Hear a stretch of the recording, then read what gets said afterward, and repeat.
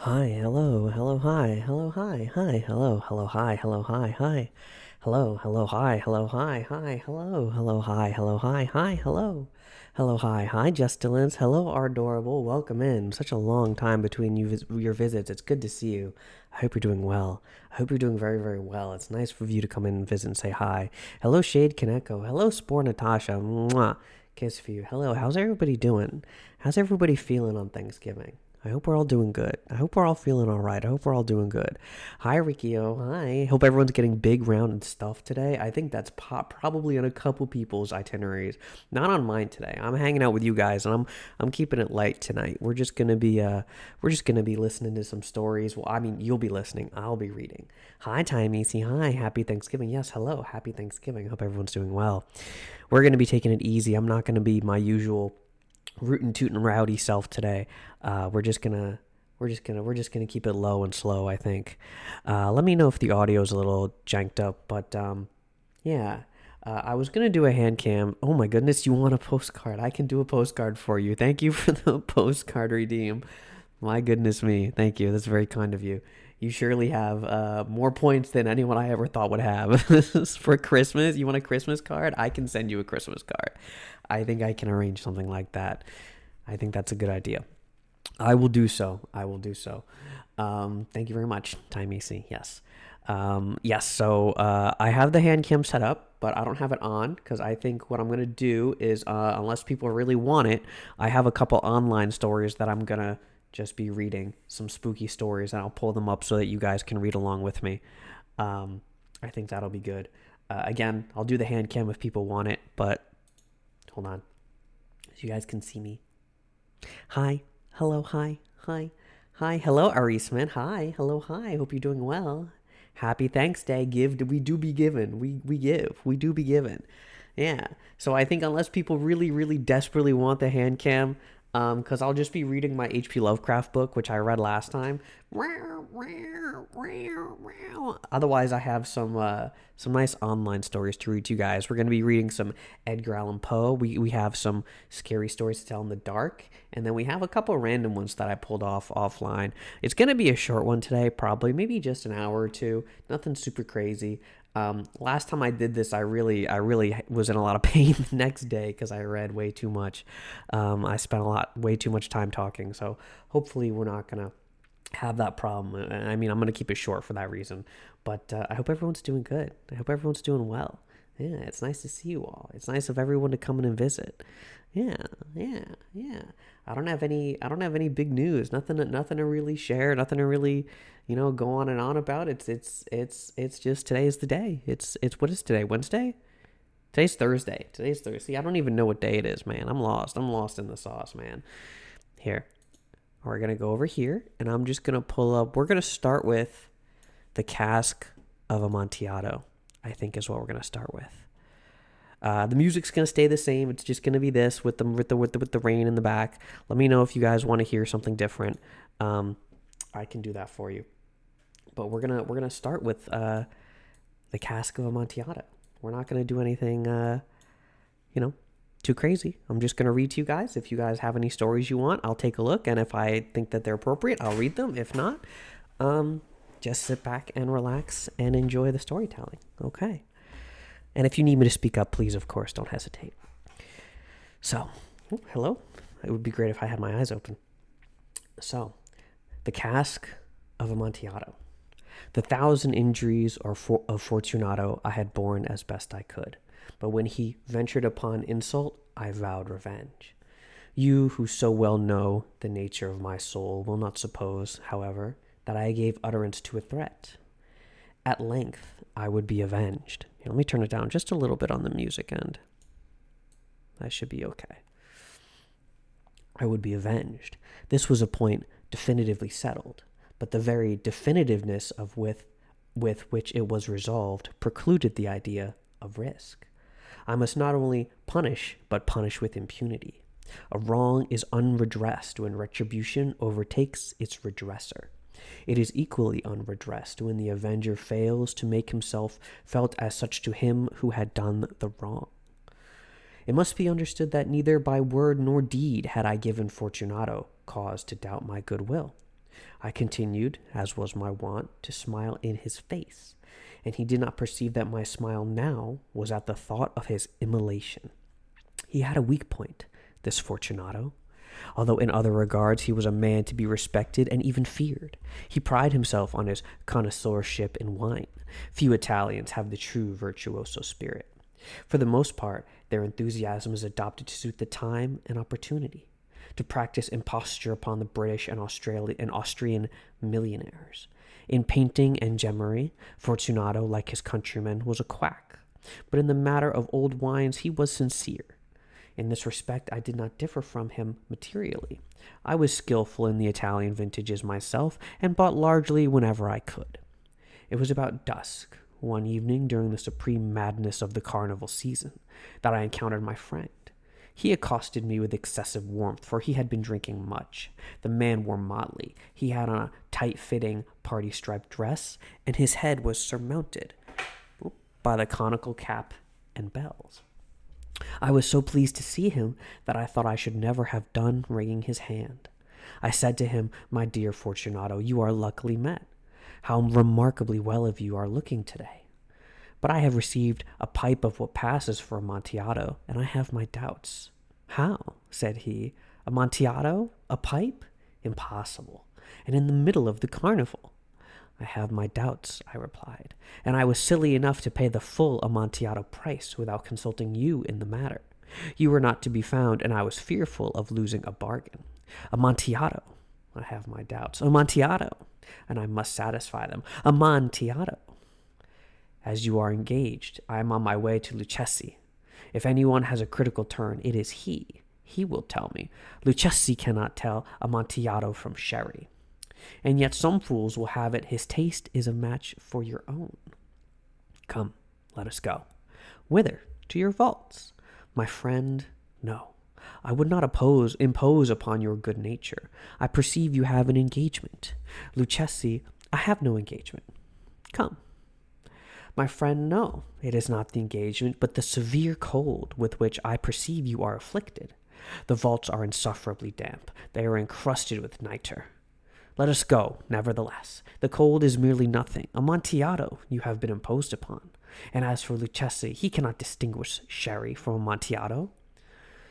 Thus speaking, Fortunato possessed himself of my arm, putting on a mask of black silk and drawing a roquelaire closely about my person. I suffered him to hurry me to my palazzo. There were no attendants at home. They had absconded to make merry in honor of the time. I had told them that I should not return until the morning, and had given them explicit orders not to stir from the house. These orders were sufficient, I well knew, to ensure their immediate disappearance, one and all, as soon as my back was turned. I took from their sconces 2 flambeaux, and giving one to Fortunato, bowed him through several suites of rooms to the archway that led into the vaults.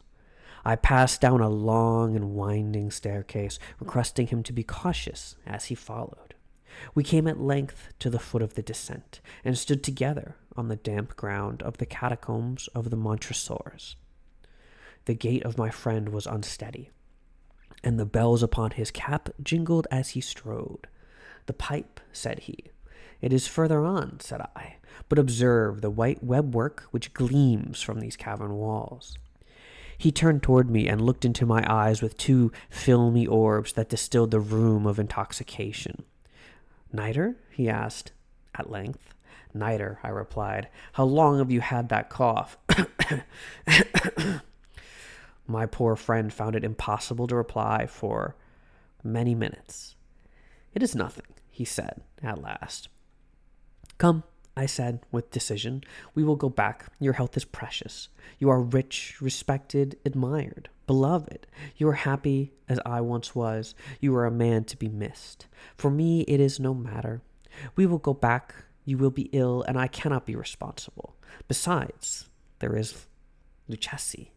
"Enough," he said. "The cough is a mere nothing. It will not kill me. I shall not die of a cough." True, I replied. "And indeed, I had no intention of alarming you unnecessarily. But you should use all proper caution. A draught of this Medoc will defend us from the damps."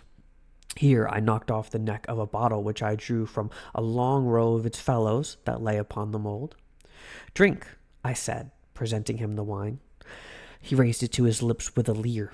He paused and nodded to me familiarly while his bells jingled. "I drink," he said, "to the buried that repose around us, and I to your long life." He again took my arm, and we proceeded. "These vaults," he said, "they are extensive. The Montresors," I replied, "were a great and numerous family." "I forget your arms. A huge human foot d'or in a field azure. The foot crushes a serpent, rampant, whose fangs are embedded in the heel. And the motto, Nemo me impune lacet." "Good," he said. The wine sparkled in his eyes, and the bells jingled. My own fancy grew warm with the Medoc. We had passed through walls of piled bones, with casks and puncheons intermingling, into the innermost recesses of the catacombs. I paused again, and this time I made bold to seize Fortunato by an arm above the elbow. "The nitre," I said. "See, it increases. It hangs like moss upon the vaults. We are below the river's bed. The drops of moisture trickle among the bones. Come, we will go back ere it is too late. Your cough." "It is nothing," he said. "Let us go on. But first another draught of the Medoc." I broke and reached him a flacon of De Grave. He emptied it at a breath. His eyes flashed with a fierce light. He laughed and threw the bottle upwards with a gesticulation I did not understand. I looked at him in surprise. He repeated the movement, a grotesque one. "You do not comprehend?" he said. "Not I replied. "Then you are not of the Brotherhood." "How?" "You are not of the Masons." Yes, I said. Yes. "You? Impossible. A Mason?" "A Mason," I replied. "A sign," he said. "It is this," I answered, producing a trowel from beneath the folds of my roquelaire. "You jest," he exclaimed, recoiling a few paces. "But let us proceed to the Amontillado." "Be it so," I said, replacing the tool beneath the cloak and again offering him my arm. He leaned upon it heavily. We continued our route in the search of the Amontillado. We passed through a range of low arches, descended, passed on, and descending again, arrived at a deep crypt, in which the foulness of the air caused our flambeaux to rather to glow than flame. At the most remote end of the crypt there appeared another less spacious. Its walls had been lined with human remains piled to the vault overhead, in the fashion of the great catacombs of Paris.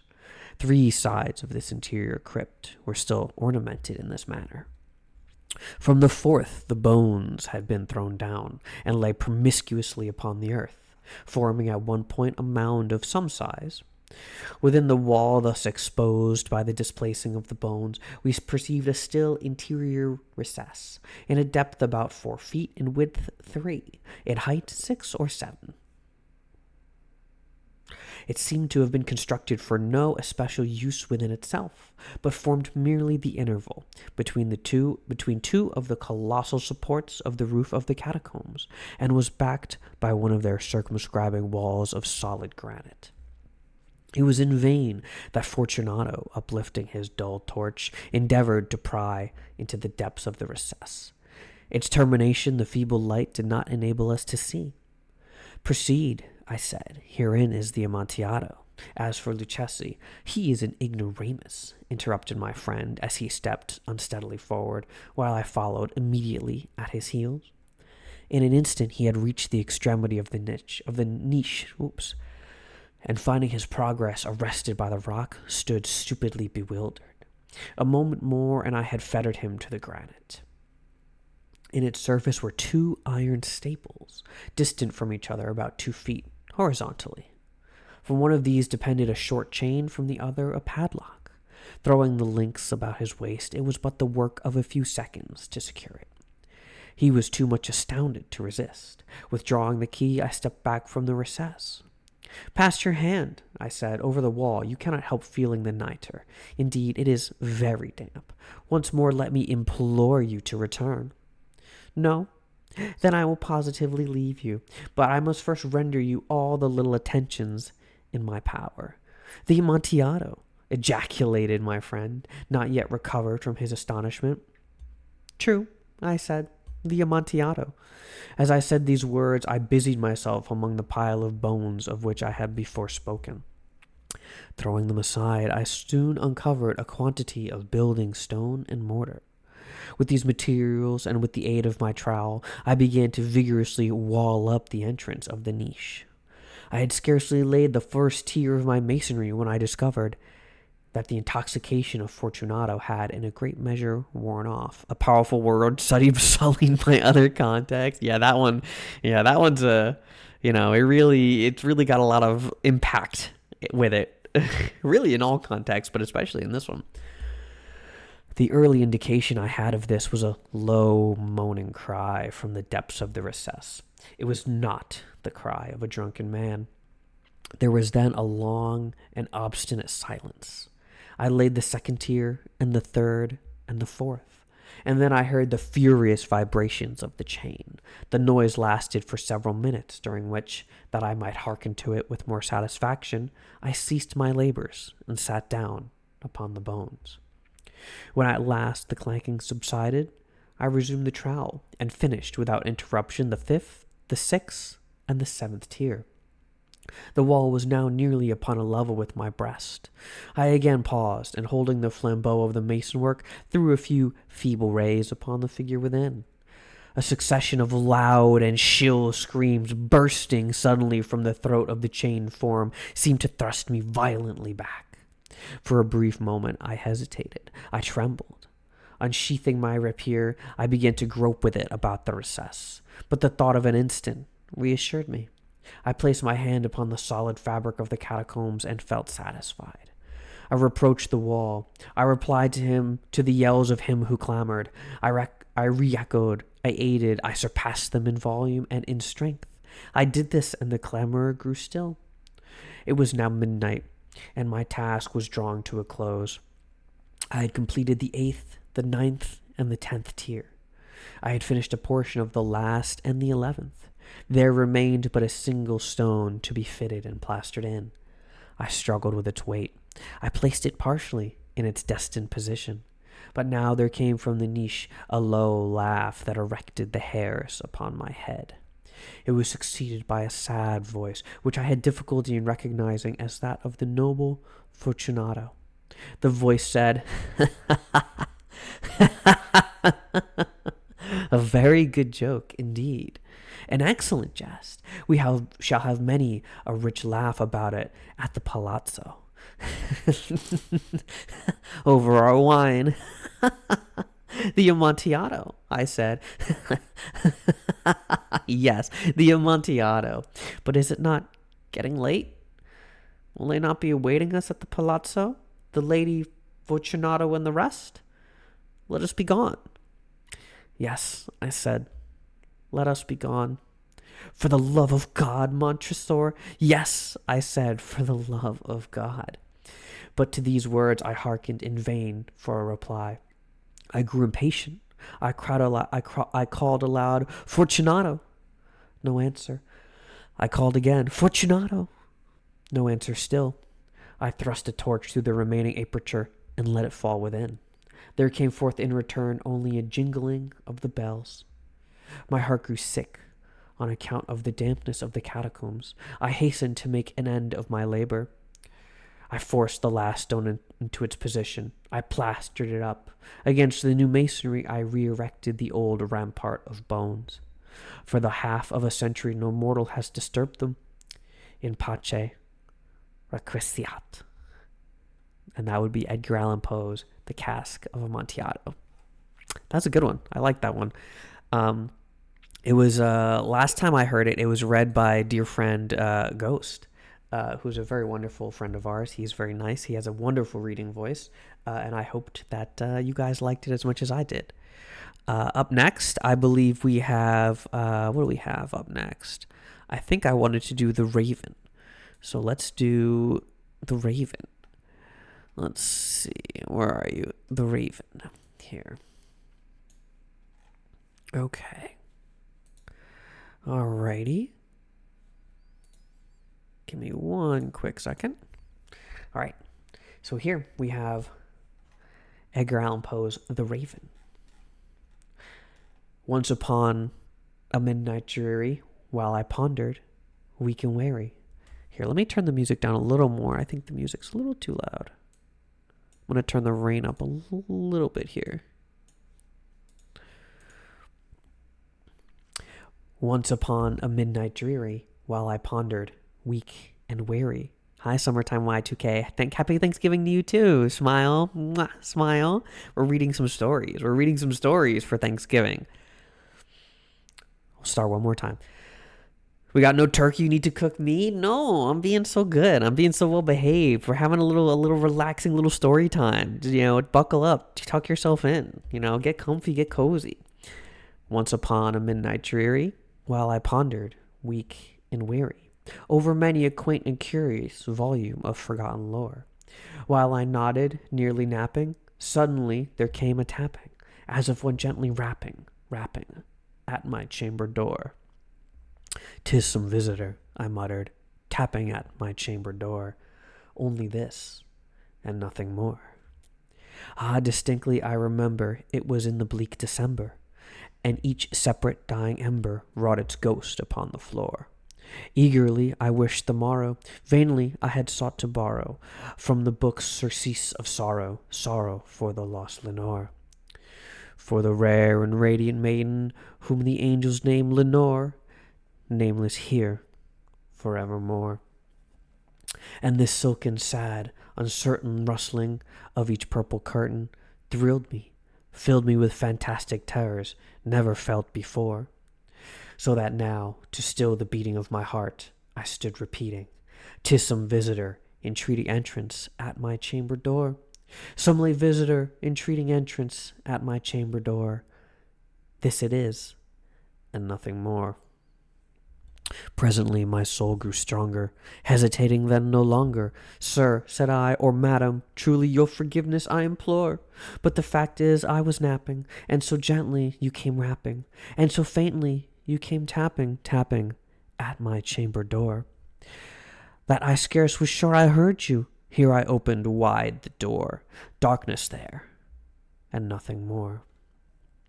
Deep into that darkness peering, long I stood there wondering, fearing, doubting, dreaming dreams no mortal ever dared to dream before.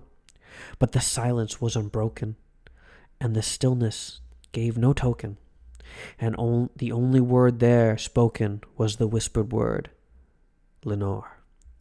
This I whispered, and an echo murmured back the word, Lenore. Merely this, and nothing more.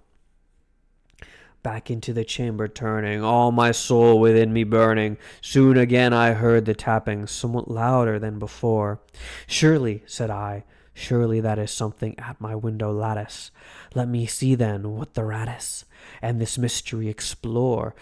Let my heart be still a moment, and this mystery explore. 'Tis the wind, and nothing more." Open here I flung the shutter, when with many a flirt and flutter in there stepped a stately raven of the saintly days of yore. Not the least obeisance made he, not a minute stopped or stayed he, but with mien of lord or lady perched above my chamber door, perched upon a bust of Pallas, just above my chamber door, perched and sat, and nothing more. "'Tis the streamer, my lost Malfour." Hi, Can, man. Mwah. Hope you're having a good Thanksgiving. Hope you're doing good. Then this ebony bird beguiling my sad fancy into smiling, by the grave and stern decorum of the continent it wore. "Though thy crest be shorn and shaven, thou," I said, "art sure no craven, ghastly grim and ancient raven, wandering from the nightly shore. Tell me what thy lordly name is on the night's Plutonian shore." Quoth the raven, "Nevermore."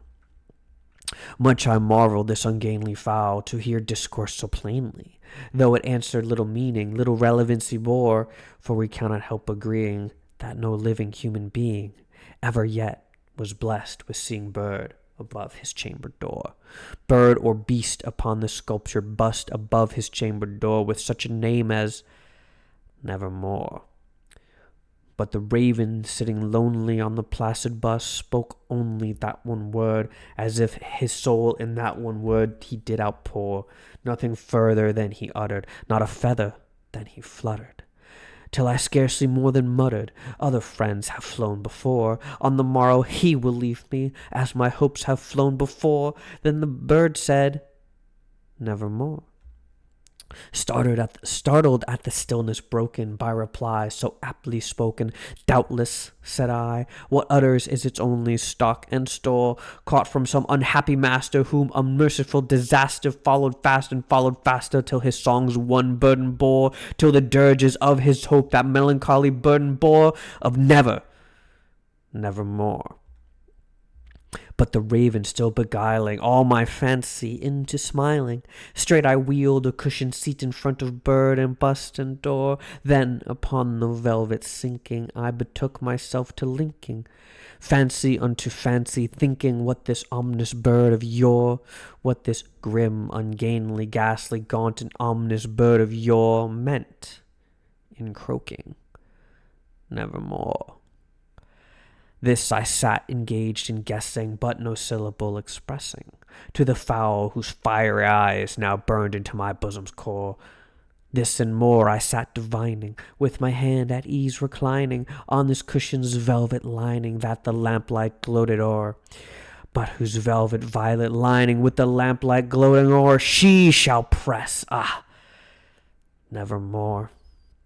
Then, methought, the air grew denser, perfumed from an unseen censer, swung by seraphim whose footfalls tinkled on the tufted floor. Wretch, I cried, thy God hath lent thee, by these angels he has sent thee respite, and nepenthe from thy memories of Lenore. Quaff, oh quaff this kind nepenthe, and forget this lost Lenore, quoth the raven, nevermore. Prophet, said I, thing of evil, prophet still, if bird or devil, whether tempter sent or whether tempest tossed thee here ashore, desolate yet all undaunted, on this desert land enchanted, on this home by horror haunted, tell me truly, I implore, is there balm in Gilead? Tell me, I implore. Quoth the raven, nevermore.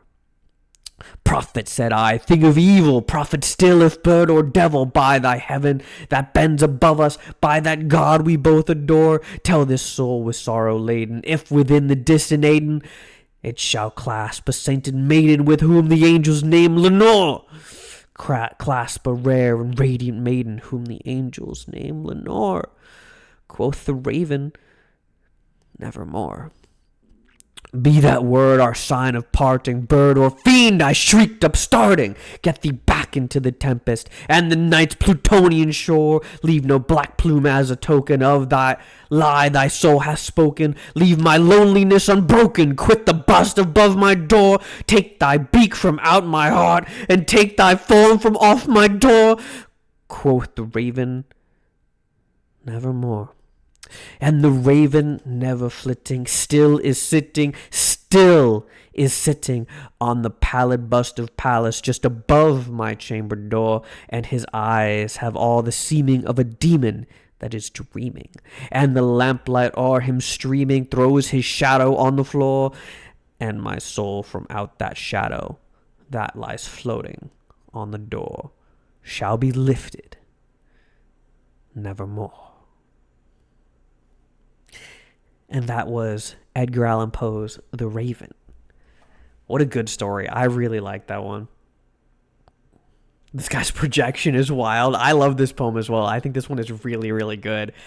Yeah, Edgar Allan Poe. You know, you can really put a lot of oomph, a lot of gumption into these ones. They're really fun. Yes. I have some other stories that are not Poe, but I think I kind of just want to keep reading Poe. Thank you. I have read this one only a couple times before, but James Earl Jones has a reading of this that is really, really good, and I took a lot of inspiration out of it. Up next, we have probably one of my number one favorites, I think. Up next, we have The Telltale Heart. We have The Telltale Heart, which I have read before on Almost Stream, quoth the Raven, nevermore. But this one is one of my all-time favorites, and this one we might get a little rowdy with. This one's going to be a good one. The Telltale Heart. This one's Sir Christopher Lee has my favorite reading of The Raven. I've never heard that one. I'll have to look it up later. I'm sure it's really good. You know, I don't have quite as good a microphone. I don't quite have the timbre for that some of these guys hit, but you know, we'll get a little we get a little energy with it. Maybe we can get a little excited about it. Here, so it's The Telltale Heart. And for those of you who might not be familiar with this one, again, like I said, this one's one of my favorites. Just listen in. True. Nervous, very, very dreadfully nervous I had been and am, but why will you say that I am mad? The disease has sharpened my senses, not destroyed, not dulled them. Above all was the sense of hearing acute. I heard all things in the heaven and in the earth, and I heard many things in hell. How then am I mad? Hearken and observe how healthily, how calmly I can tell you the whole story. It is impossible to say how first the idea entered my brain, but once conceived, it haunted me day and night. Object there was none. Passion there was none. I loved the old man. He had never wronged me. He had never given me insult. For his gold I had no desire. I think it was his eye. Yes, it was this. One of his eyes resembled that of a vulture, a pale blue eye with a film over it. Whenever it fell upon me, my blood ran cold. And so by degrees, very gradually, I made up my mind to take the life of the old man, and thus rid myself of the eye forever. Now, this is the point. You fancy me mad.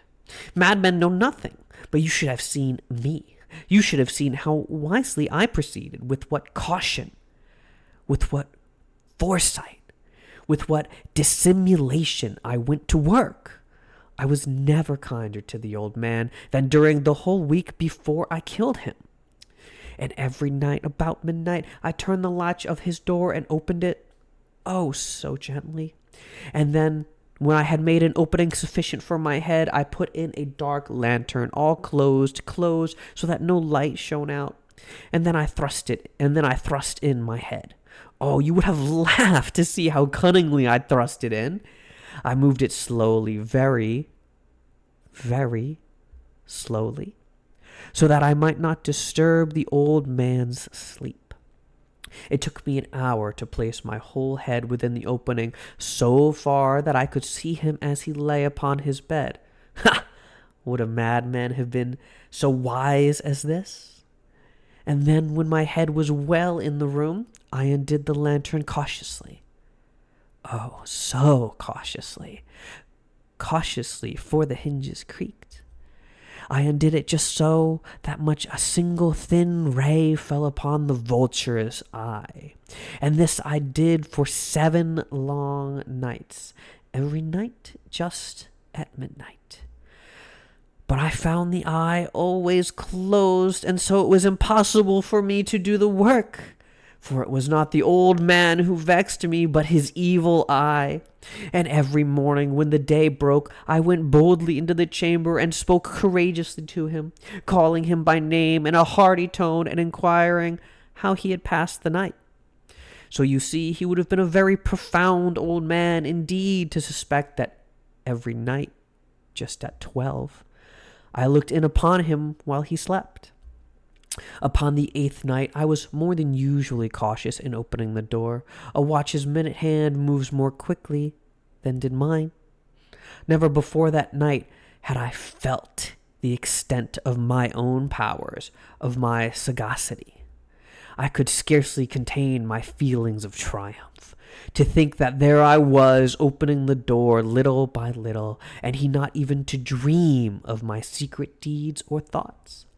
I fairly chuckled at the idea, and perhaps he heard me, for he moved on the bed suddenly, as if startled. Now you may think that I drew back, but no. His room was as black as pitch with the thick darkness, for the shutters were close-fastened through fear of robbers, and so I knew that he could not see the opening of the door, and I kept pushing on it steadily. I had my head in and was about to open the lantern when my thumb slipped upon the tin fastening, and the old man sprung up in the bed, crying out, "Who's there?" I kept quite still and said nothing. For a whole hour I did not move a muscle, and in the meantime I did not hear him lie down. He was still sitting up in the bed, listening, just as I have done, night after night, hearkening to the death watches in the wall. Presently I heard a slight groan, and I knew it was the groan of mortal terror. It was not the groan of pain or of grief. Oh no. It was the low, stifled sound that arises from the bottom of a soul when overcharged with awe. I knew the sound well. Many a night, just at midnight, when all the world slept, it had welled up from my own bosom, deepening with its dreadful echo the terrors that distracted me. I say I knew it well. I knew what the old man felt and pitied him, although I chuckled at heart. I knew that he had been lying awake ever since the first slight noise, when he had turned in the bed. His fears had been ever since growing upon him. He had been trying to fancy them causeless, but could not.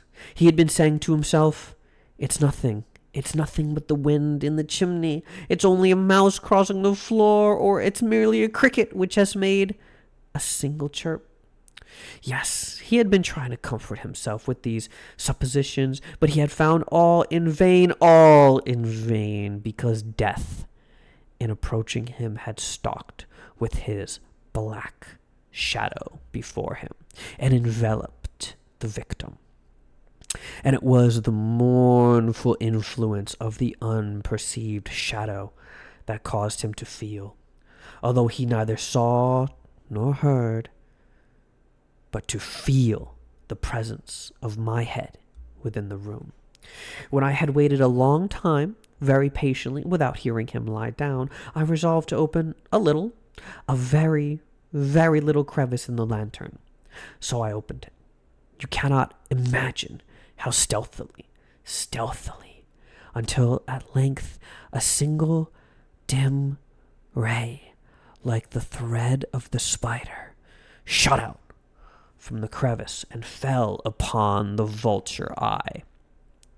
It was open, wide open, and I grew furious as I gazed upon it. I saw it with perfect distinctness, all a dull blue with a hideous veil over it that chilled the very marrow in my bones. But I could see nothing else of the old man's face or person, for I had directed the ray as if by instinct, precisely upon the damned spot. And now, have I not told you that what you mistake for madness is but an over-acuteness of the senses?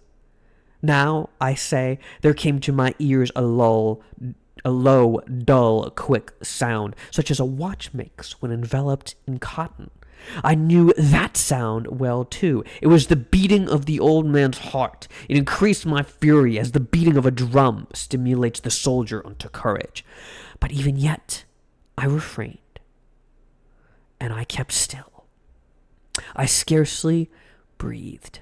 I held the lantern motionless. I tried how steadily I could maintain the ray upon the eye. Meantime, the hellish tattoo of the heart increased. It grew quicker and quicker and louder and louder. Every instant the old man's terror must have been extreme. It grew louder, I say, louder every moment. Do you mock me well? I have told you that I am nervous, and so I am. And now, at the dread hour of the night, amid the dreadful silence of that old house, so strange a noise as this excited me to uncontrollable terror. Yet for some minute longer I refrained and stood still. But the beating grew louder and louder. I thought the heart must burst, and now a new anxiety seized me. The sound would be heard by a neighbor. The old man's hour had come. With a loud yell, I threw open the lantern and leapt into the room. He shrieked once only. In an instant, I dragged him to the floor and pulled the heavy bed over him. I then smiled gaily to find the deed so far done. But for many minutes, the heart beat on with a muffled sound. This, however, did not vex me. It would not be heard through the wall. At length it ceased. The old man was dead. I removed the bed and examined the corpse. Yes, he was stone dead. I placed my hand upon the heart and held it there many minutes. There was no pulsation. He was stone dead. His eye would trouble me no more. If still you think me mad, you would think so no longer when I describe the wise precautions I took for the concealment of the body. The night waned, and I worked hastily, but in silence. First of all, I dismembered the corpse. I cut off the head, and the arms, and the legs. I took up 3 planks from the floorings of the chamber, and deposited all between the scantlings. I then replaced the boards so cunningly, so cleverly, that no human eye, not even his, could have detected anything wrong. There was nothing to wash out, no stain of any kind, no blood spot whatsoever. I had been too wary for that. A tub had caught all. When I had made an end of these labors, it was 4 o'clock, still dark as midnight. As the bell sounded the hour, there came a knocking at the street door. I went down to open it with a light heart, for what had I now to fear? There entered 3 men with perfect suavity, who as officers of the police. A shriek had been heard by a neighbor during the night. A suspicion of foul play had been aroused. Information had been lodged at the police office, and they, the officers, had been deputed to search the premises. I smiled, for what had I to fear? I bade the gentleman welcome. The shriek, I said, was my own, in a dream. The old man I mentioned was absent in the country. I took my visitors all over the house. I bade them search well. I led them at length to his chamber. I showed them his treasures, secured, undisturbed. In the enthusiasm of my confidence, I brought chairs into the room, and desired them here rest from their fatigues, while I myself, in the wild audacity of my perfect triumph, placed my own seat upon the very spot beneath which reposed the corpse of the victim. The officers were satisfied. My manner had convinced them. I was singularly at ease. They sat, and while I answered cheerily, they chatted of familiar things. But ere long I felt myself getting pale, and wished them gone. My head ached, and I fancied a ringing in my ears, but still they sat and still chatted. The ringing became more distinct. It continues and became more distinct. I talked more freely to get rid of the feeling, but it continued and gained definitiveness until at length I found that noise was not within my ears. No doubt I now grew very pale, but I talked more fluently and with a heightened voice, yet the sound increased, and what could I do? It was a low, dull, quick sound, much a sound as a watch makes when enveloped in cotton. I gasped for breath, and yet the officers heard it not. I talked more quickly, more vehemently, but the noise, it steadily increased. I rose and argued about trifles in a high key and with violent gesticulations, but the noise steadily increased. Why would they not be gone? I paced the floor to and fro with heavy strides, as if excited to fury by the observations of the men, but the noise steadily increased. Oh God, what could I do? I foamed, I raved, I swore. I swung the chair upon which I had been sitting and grated it upon the boards, but the noise arose over all and continually increased. It grew louder, louder, and still the men chatted pleasantly and smiled. Was it possible they heard not?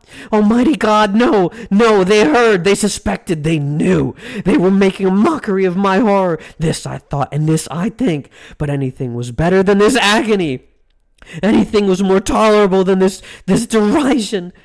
I could bear those hypocritical smiles no longer. I felt that I must scream or die. And now, again, hark, louder! Villains, I shrieked, dissemble no more. I admit the deed, tear up the planks. Here, it's the beating of his hideous heart.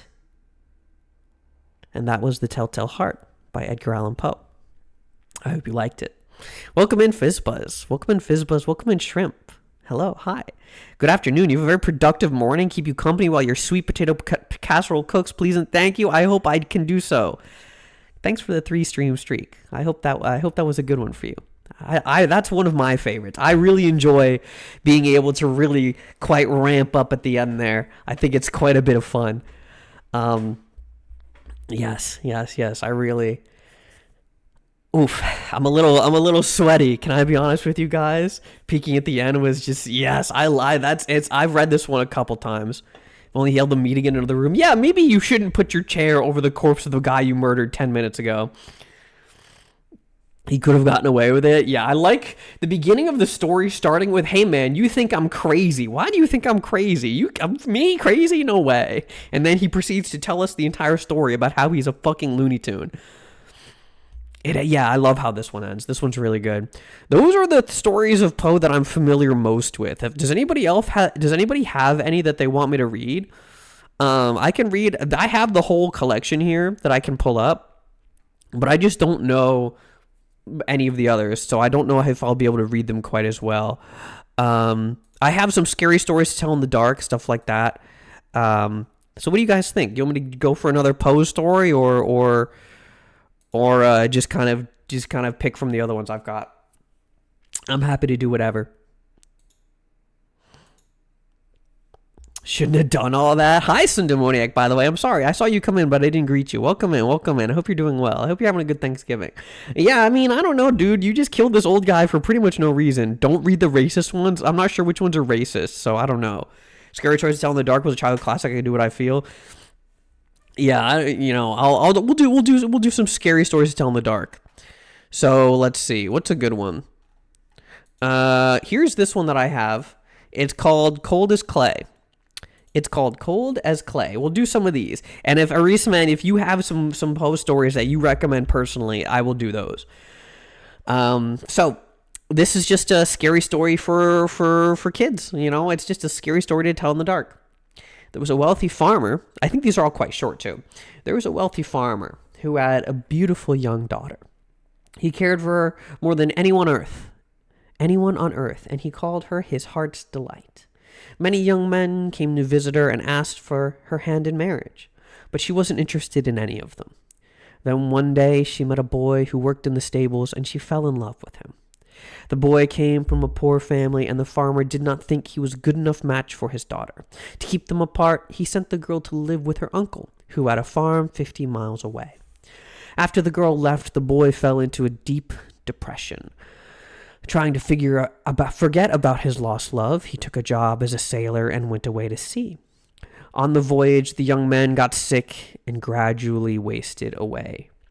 When he died, everyone said it was of a broken heart. When the family learned of the poor boy's fate, he felt so guilty that he could not bring himself to tell his daughter the terrible news.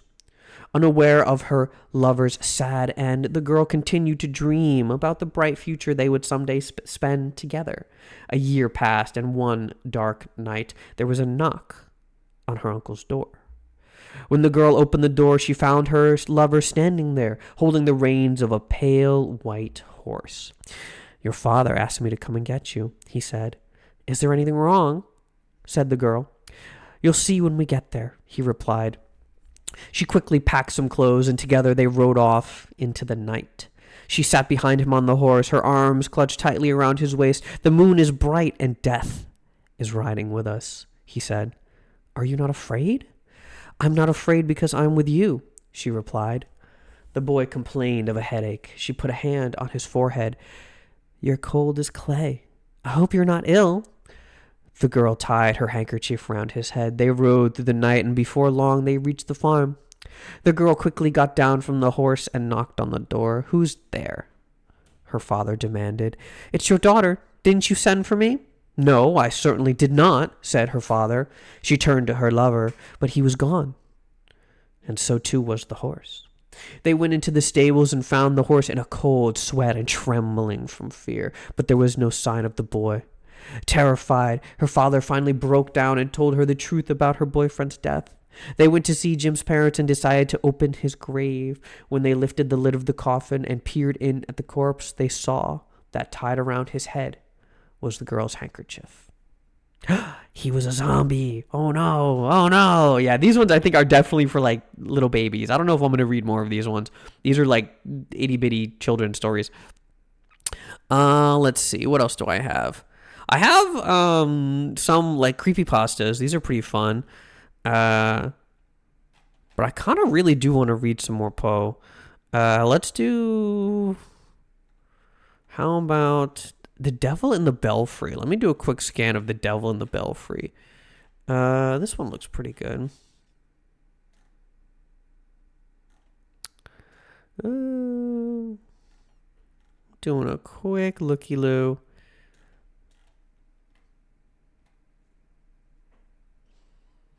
Okay, that one's definitely a little not great. The Fall of the House of Usher. Thank you for Sippy, National Panda. Please read Harold. Okay. I'll do Harold. Let's see. Is it a Poe story? Thank you for the Sippy, National Panda. Welcome in. I hope you're doing good.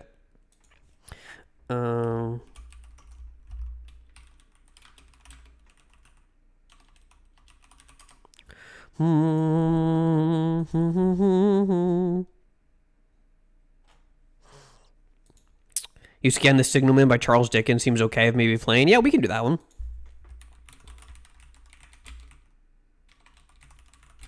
I can also pull out my Lovecraft book and I can read Lovecraft. Let's see.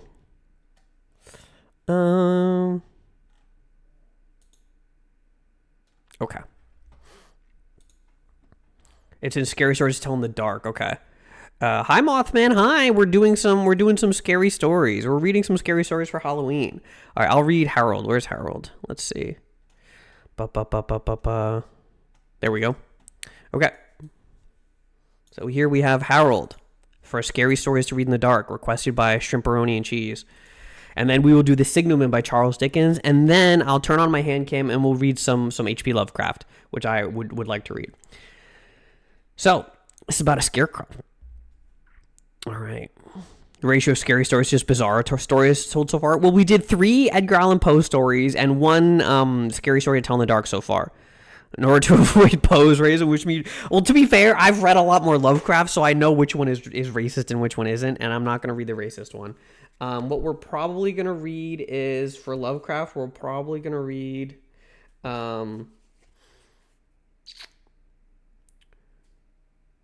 don't know if The Mountain of Madness is really long. We might do The Color Out of Space. I think The Color Out of Space is a good one. Telltale Heart. We did Telltale Heart already. Yeah, we just finished that one. I will put the VOD up if you want to listen to it, but I just did that one like 10 minutes ago. Hi Azrael. Hi. Happy Wednesday Adams Day. So true. Happy Thanksgiving. A King in Yellow story. Those are all kind of long. So I'll probably stop around 2.5 hours, maybe 3. So we might read this one, The Signalman, and then I'll probably have time for one more. So if a King in Yellow, if you have a good King in Yellow story you want me to read, I will do that one. Because I did read Lovecraft last year. But let's read this one. There was an old farmer in Arizona who owned the best farm in the area. Everyone said his crops were the best, and people came from all over to buy goods from him. For Poe, I already read Castle Amontillado. That was the one I did first. Annabelle Lee, which you remember liking. Okay, we can do those ones. So we'll do Annabelle Lee, we'll do The Signalman, and then we'll do The King in Yellow. Canman, if you can link a King in Yellow story, I will do whichever one you decide to link. Smile. Whenever people asked him how he was able to grow such good quality crops, the old farmer would say it was all down to his scarecrow. That old scarecrow is the one I have to thank, said the farmer. He makes sure no crows or critters or pests come near my crops. The old farmer had built the scarecrow himself, and it was a fearsome sight. He spent months working on it to make it as scary as possible. He knew how important it was to keep pests away from his crops, so he gave it enormous straw arms that stretched out about 6 feet and big, long legs that made it as tall as a tree. But the scariest thing about the scarecrow was its head. The farmer carved it himself out of a huge pumpkin. He'd spent countless days and nights perfecting his design until it was perfect. The scarecrow's face and head was so grotesque and ugly that even he sometimes was scared to look at it. but it was very effective, scaring away every rodent and bird that ventured near. The neighboring farm was owned by two young men who were brothers, named Josh and Harold. They were lazy and never did much work around the farm, which resulted in their crops being bad. They were jealous of the old farmer's success and were plotting against him. If they could drive him out of business, they could take over his farm and make more money. So one night, the brothers decided to sneak into the old farmer's land. They stole his prize scarecrow and brought it back to their own house, where they stuffed it into an old closet where nobody would ever find it. The next day, the farmer woke up to find his hideous scarecrow missing and all his crops being eaten by rats and crows. He fell to his knees and cried, knowing his farm would soon be out of business. Meanwhile, the brothers, Josh and Harold, were watching from their own property and couldn't help laughing out loud when they saw the old man's tears of grief. Hearing their laughter, the old farmer came over and asked them if they knew what happened to his scarecrow. The brothers looked him right in the eye, and they said they had no idea where his precious scarecrow might be. "But you know I'll go out of business, and I'll have to sell my farm if I can't find my scarecrow," said the farmer. Josh just laughed in his face, saying, "That's just your tough luck, isn't it?" "Sucks to be you," giggled Harold. The old farmer walked slowly back to his house, his head hanging down in defeat and depression. That night, as Josh and Harold had trouble sleeping, not because they felt any remorse, but because they couldn't get the image of the scarecrow's horrible, twisted face out of their minds. They decided they would never be able to sleep as long as that ugly pumpkin head was in their house, so they got up and they dragged the scarecrow out of the closet. Harold took a baseball bat and smashed the scarecrow's head to pieces until all that was left was little bits of pumpkin strewn around the floor. The brothers swept up the pumpkin head pieces and threw them in the trash. Then they went back to bed and were soon fast asleep, having put all thoughts of the disgusting scarecrow face out of their heads. Sometime after midnight, Josh and Harold were awoken by the sounds of scratching and clawing at their bedroom door. "Did you forget to put the dog out?"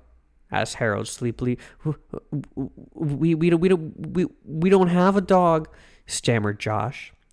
Suddenly, the bedroom door burst open, and a solitary, long, straw arm snaked in through the opening.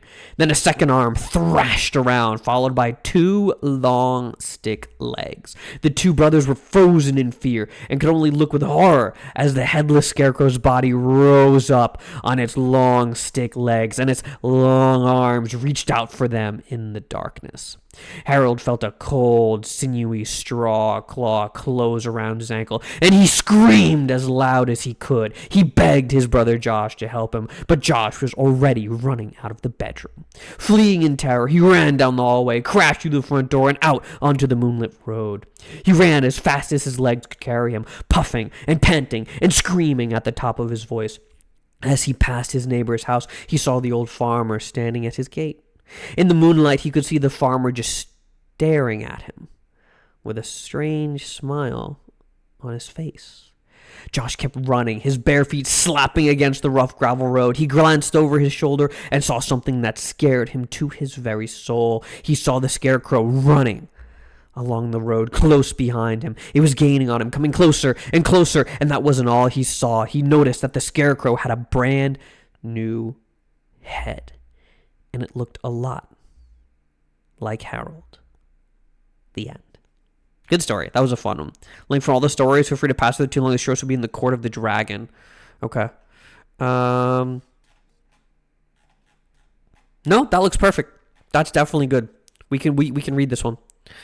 Okay. That was Harold by Scary Stories to Tell in the Dark.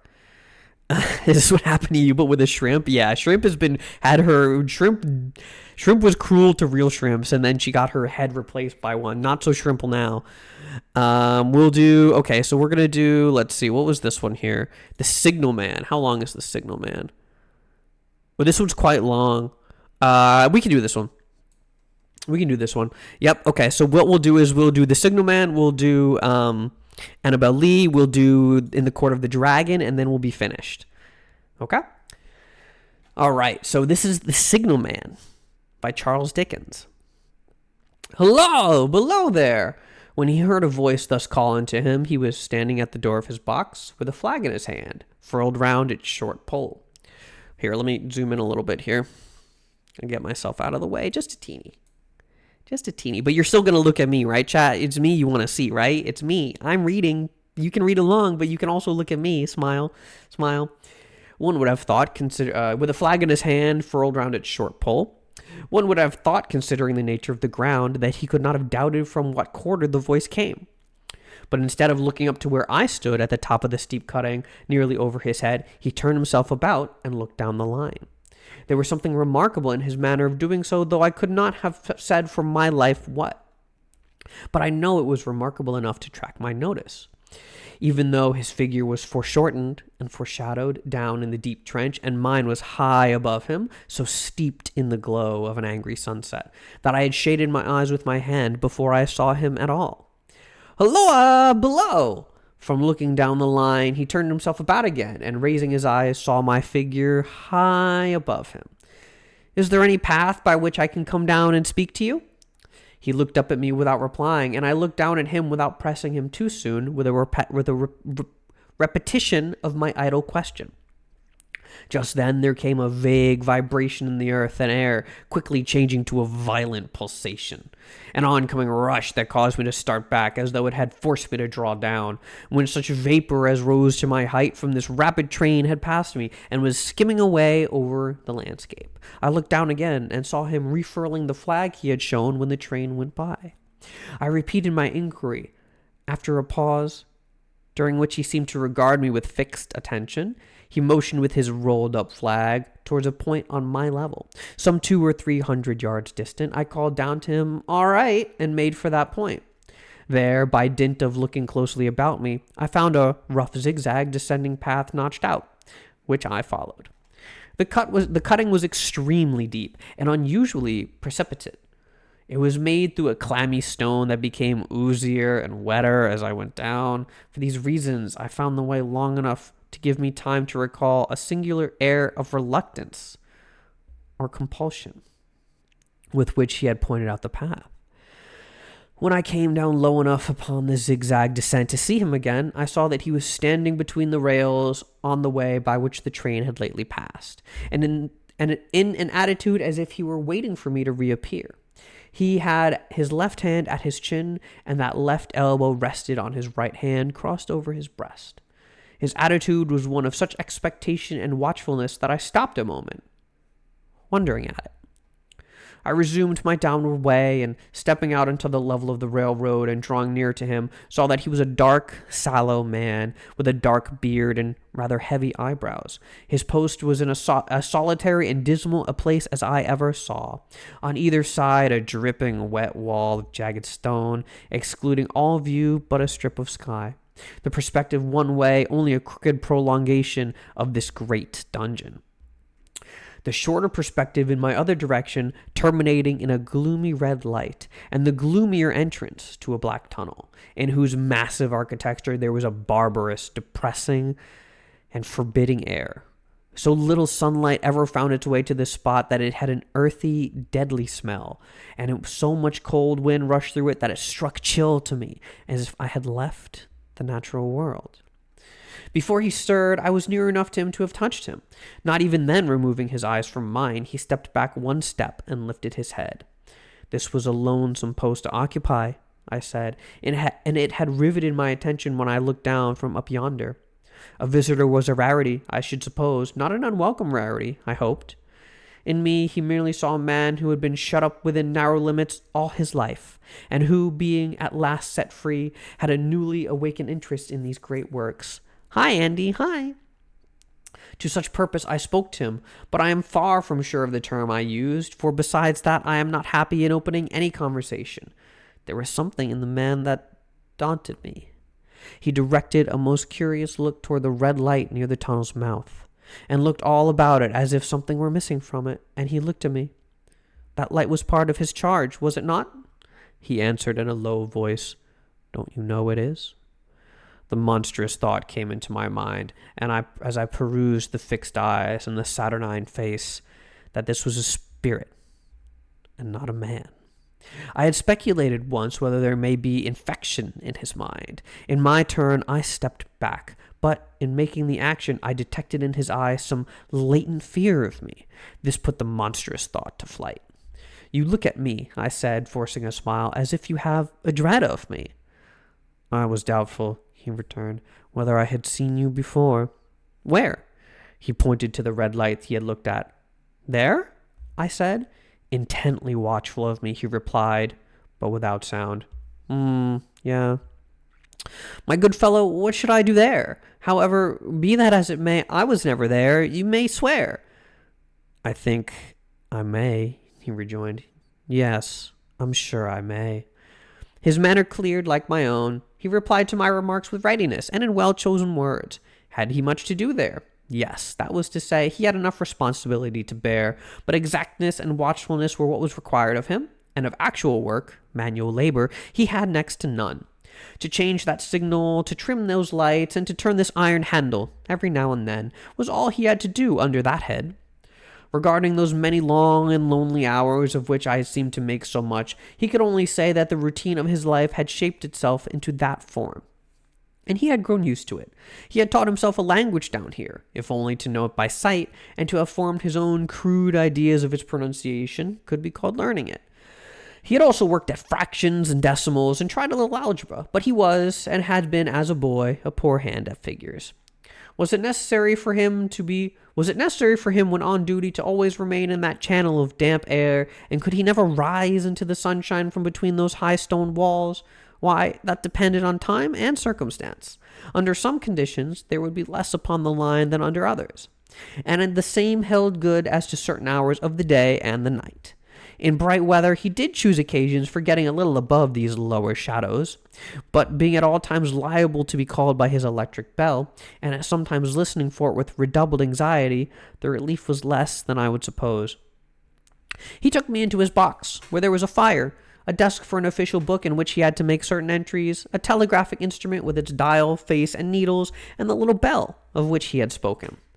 On my trusting that he would excuse the remark that he had been well educated, and I hoped I might say this without offense, perhaps educated above that station, he observed that instances of slight incongruity in such wise would rarely be found wanting among large bodies of men, that he had heard it was so in the workhouses, in the police force, even in that last desperate resource, the army, and that he knew it was so, more or less, in any great railway staff. He had been, when young, if I could believe it, sitting in that hut, he scarcely could, a student of natural philosophy. And he had attended lectures, but he had run wild, missed his opportunities, gone down, and never risen again. He had no complaint to offer about that. He had made his bed, and he lay upon it. It was far too late to make another. "All that I have here condensed," he said, in a quiet manner, with his grave, dark regards divided between me and the fire. He threw in the word "sir" from time to time, and especially when he referred to his youth, as though to request me to understand that he claimed to be nothing but what I found him. He was several times interrupted by the little bell, and had to read off messages and send replies. Once he had to stand without the door and display a flag as a train passed, and make some verbal communication to the driver. In the discharge of his duties, I observed him to be remarkably exact and vigilant, breaking off his discourse at a syllable, and remaining silent until he had to do what was done. In a word, I should have set this man down as one of the safest men to be employed in that capacity, but for the circumstance that while he was speaking to me, he twice broke off with a fallen color, turned his face toward the little bell when it did not ring, opened the door of the hut, which was kept shut to exclude the unhealthy damp, and looked out towards the red light near the mouth of the tunnel. On both of those occasions, he came back to the fire with an inexplicable air upon him, which I had remarked, without being able to define when we were so far asunder. Said I, when I rose to leave him, you almost make me think that I have met with a contented man. I'm afraid I must acknowledge that I said it to lead him on. I believe I used to be so, he rejoined in that low voice in which he had first spoken. But I am troubled, sir. I am troubled. He would have recalled the words if he could. He had said them, however, and I took them up quickly. With what? What is your trouble? It's very difficult to impart, sir. It's very, very difficult to speak of. If you ever make me another visit, I will try to tell you. But I expressly intend to make you another visit. Say, when shall it be? I go off early every morning, and I shall be on again at 10 tomorrow night, sir. I will come at 11. He thanked me and went out the door with me. I'll show my white light, sir, he said in his peculiar low voice, till you have found a way up. When you have found it, don't call out. And when you're at the top, don't call out. His manner seemed to make the place strike colder to me. And when I said no more than, very well. And when you come down tomorrow night, don't call out. Let me ask you a parting question. What made you cry, "Halloa, below there," tonight? Heaven knows, said I. I cried something to that effect. Not to that effect, sir. Those were the very words. I know them well. Admit those were the very words. I said them, no doubt, because I saw you below. For no other reason? What other reason could I possibly have? You had no feeling that they were conveyed to you in any supernatural way? No. He wished me good night and held up his light. I walked by the side of the down line of rails with a very disagreeable sensation of a train coming behind me until I found the path. It was easier to mount than to descend, and I got back to my inn without any adventure. Punctual to my appointment, I placed my foot on the first notch of the zigzag next night as the distant clocks were striking 11. He was waiting for me at the bottom with his white light on. I have not called out, I said, when we came close together. May I speak now? By all means, sir. Good night, then, and here's my hand. Good night, sir, and here's mine. With that, we walked side by side to his box, entered it, closed the door, and sat down by the fire. I have made up my mind, sir, he said, bending forward as soon as we were seated and speaking in a tone a little above a whisper, that you shall not have to ask me twice what troubles me. I took you for someone else yesterday evening. That troubles me. That mistake? No, that's someone else. Who is it? I don't know. Like me, I don't know. I never saw the face. The left arm is across the face, and the right arm is violently waved this way. I followed his action with my eyes, and it was the action of an arm gesticulating with the utmost passion and vehemence. For God's sake, clear the way. One moonlit night, said the man, I was sitting here when I heard a voice cry, "Halloa, below there." I started up, looked from that door, and saw this someone else standing by the red light near the tunnel, waving as I just now showed you. The voice seemed hoarse with shouting, and it cried, "Look out! Look out!" And then again, "Halloa, below there! Look out!" I caught up my lamp, turned it on red, and ran toward the figure, calling, "What's wrong? What happened? Where?" It stood just outside the blackness of the tunnel. I advanced so close upon it that I wondered at its keeping the sleeve across its eyes. I ran right up at it, and had my hand stretched out to pull those sleeves away, when it was gone. "Into the tunnel?" said I. "No. I ran into the tunnel 500 yards. I stopped and held my lamp above my head and saw the figures of the measured distance, and saw the wet stain stealing down the walls and trickling through the arch. I ran out again faster than I had run in, for I had a mortal abhorrence of the place upon me. And I looked all round the red light with my own red light, and I went up the iron ladder to the gallery top of it, and I came down again and ran back here. I telegraphed both ways. An alarm has been given. Is anything wrong? The answer came back both ways. All well. Resisting the slow touch of a frozen finger tracing out my spine, I showed him how that this figure must be a deception of his sense of sight, and how that figures originating in the disease of the delicate nerves that minister to the functions of the eye were known to have often troubled patients, some of whom became conscious of the nature of their affliction, and who had even proved it by experiments upon themselves. As to an imaginary cry, so do I. Do but listen for a moment to the wind in this unnatural valley, while we speak so low, and to the wild harp it makes of the telegraph wires. That was all very well, he returned, after we had sat listening for a while. and he ought to know something of the wind and the wires, he who so often passed long winter nights there, alone and watching. But he would beg to remark that he had not finished. I asked his pardon, and he slowly added these words, touching my arm. Within 6 hours after the appearance, the memorable accident on this line happened, and within 10 hours the dead and wounded were brought along the tunnel over the spot where the figure had stood. A disagreeable shudder crept over me, but I did my best against it.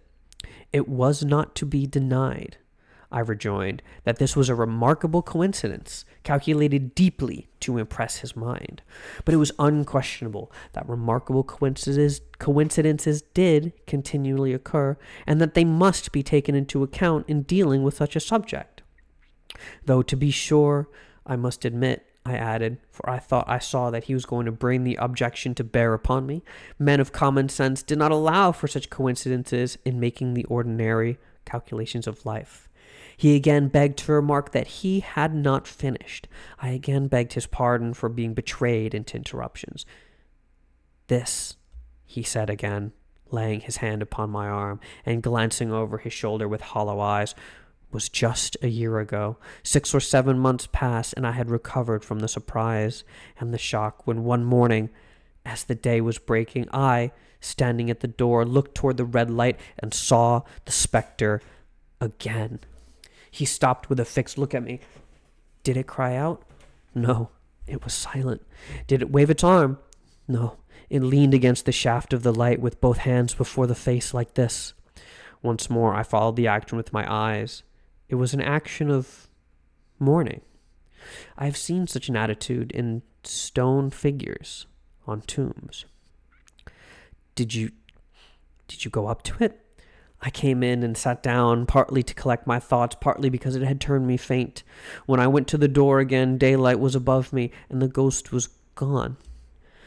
But nothing followed? Nothing came of this? He touched me in the arm with a forefinger twice or thrice, giving a ghastly nod each time. That very day, as a train came out of the tunnel, I noticed at a carriage window on my side what looked like a confusion of hands and heads, and something waved. I saw it just in time to signal the driver, "Stop!" He shut off and put his brake on, but the train drifted past here 150 yards or more. I ran after it, and as I went along, heard terrible screams and cries. A beautiful young lady had died instantaneously in one of the compartments and was brought in here and laid down on this floor between us. Involuntarily, I pushed my chair back as I looked from the boards at which he had pointed to himself. True, sir, true. Precisely as it happened, so I tell it to you. I could think of nothing to say to any purpose, and my mouth was very dry. The wind and the wires took up the story with a long, lamenting wail. He resumed, "Now, sir, mark this, and judge how my mind is troubled. The spectre came back a week ago. Ever since it had been there, and now and again, by fits and starts. At the light, at the danger light, what does it seem to do?" He repeated, if possible, with increased passion and vehemence, that former gesticulation of, "For God's sake, clear the way!" Then he went on, "I have no peace or rest for it. It calls to me for many minutes together in an agonized manner, 'Below there, look out, look out!' It stands waving to me. It rings my little bell." I caught at that. "Did it ring your bell yesterday evening when I was here and you went to the door?" "Twice." "Well, I see," said I, "how your imagination misleads you. My eyes were on the bell, and my ears were open to the bell, and if I am a living man, it did not ring at those times. No, nor at any other time, except when it was rung in the natural course of physical things by the station communicating with you." He shook his head. "I have never made a mistake as to that yet, sir. I have never confused the spectre's ring with a man's.